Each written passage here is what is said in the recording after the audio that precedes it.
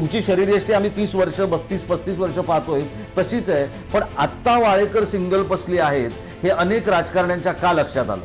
नागरिकांची कामं केलेली आहेत ती जर इतरांनी मोजली असती तर माझ्या सिंगल पसलीकडे त्यांना गर्वाने पाहावं लागलं असतं। तुमच्यावर किती वेळा हल्ला झाला पण तरी तुम्ही त्याच्यातून बाहेर पडताय, हे नेमकं तुमच्याच बाबतीत का होतं? जो जास्त काम करतो तो नेहमीच लोकांच्या नजरेत असा येतो की याला संपवल्याशिवाय माझं कार्ड चालणार नाही। केणेकर आणि वाळेकर यांच्यामधला जो संघर्ष आहे हा प्रचंड चर्चेला असतो। या प्रश्नावर मला थोडा वेळ द्या।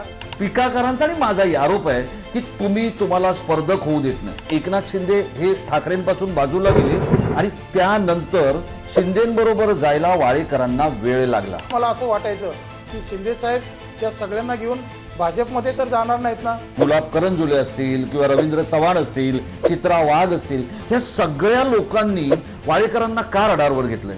असा एक नागरिक अंबरनाथ मधला ज्या दिवशी येऊन माझ्या विरोधात एखादी तक्रार करेल त्या दिवसापासून मी अंबरनाथचं राजकारण सोडून देईन।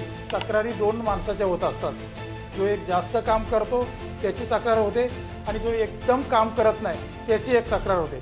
त्यापैकी तू कोणता? वाळेकरांच्या विरोधात जाऊन बोला, तुम्हाला 5 लाखाचा फंड देतो।